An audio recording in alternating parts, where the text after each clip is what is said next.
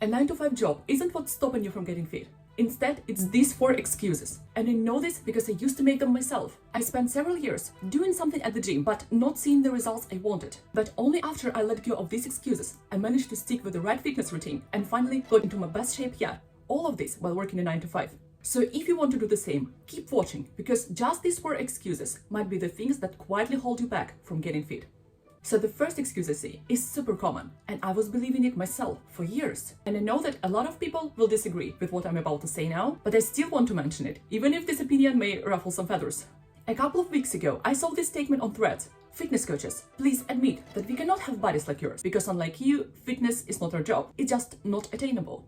And honestly, based on my experience, I strongly disagree with this statement. And before you think, what are you even talking about? Let me explain you why. If we take elite athletes who train for performance, for an average person with a job, most of the time it's not realistic to achieve the same results they have. But here's where people often get it wrong. Simply getting into your best shape, looking athletic, fit and healthy like most fitness coaches, that is much more attainable than you think. And for this you don't need hours of training. It's not the same as getting extraordinary athletic results. Yes, you may not end up looking like a specific fitness coach because everyone has different genetics, but you can still get into your best shape. These people are not more capable than you, even if social media keeps telling you otherwise. In fact, I know many fitness coaches who only do fitness part-time, while also working another job. When I started working out, I wanted to look more fit, defined and toned instead of just slim. And after not seeing these results for some months, I started thinking that people who look like that, they must be definitely training 24/7. But the reality was just different. I later realized that I simply wasn't doing the basic things to achieve my goal. And the funny thing, I knew all this information, but knowing is not the same as doing. Instead of building technique on simple targeted exercises, I was just doing random workouts and not sticking with the exercises for long enough. And instead of making my nutrition support my goals, I could just skip basic things like a protein in a meal, which is necessary for building muscle. And once I fixed it, I realized this is exactly where people stay stuck. After not seeing results for a couple of months, they assume it's not working, they need extreme effort, so they never even stick with the boring thing for long enough.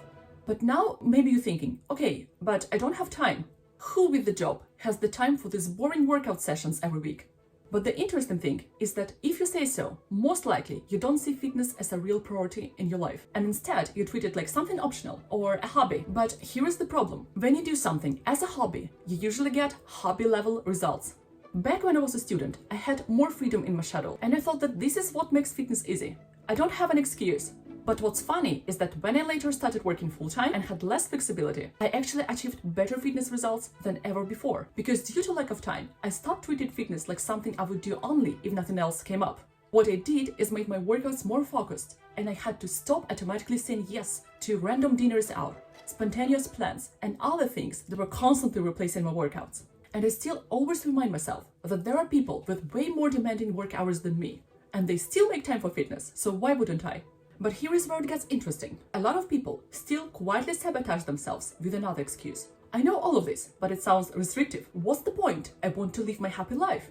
I thought like this many times too, but the interesting thing I realized is that this usually happens because we see fitness as a duty instead of privilege. Moreover, we see restrictions as limitations instead of freedom.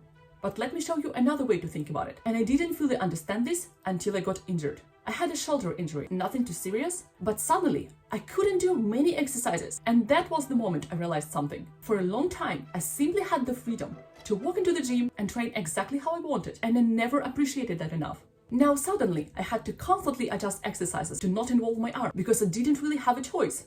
And that's when it hit me. So many of us complain about exercise while forgetting that being able to move is actually a privilege that you're lucky to have. You don't have to exercise, you get to exercise.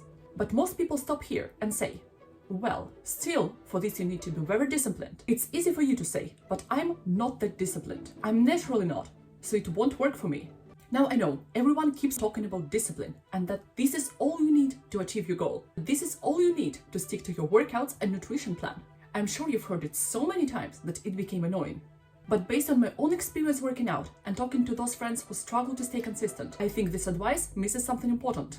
Yes, discipline will push you on the days you suddenly miss the motivation, because let's be honest, not all days are sunshine and rainbows. But if you don't have the motivation at the first place, discipline alone will not help, because motivation and discipline are connected. And if your reason for working out is not strong enough, there will always be something else that feels more important, no matter how naturally disciplined you are. For example, a lot of people don't like studying some subjects by itself, yet they study to get a dream job just because the motivation of landing this job is stronger than excuses.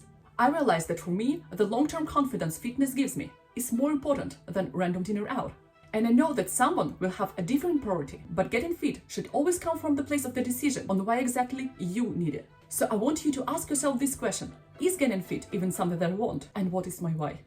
And if you'd like more actionable steps on how to improve your habits and get into your best shape yet while working a full-time job, then I highly recommend you watch this next video.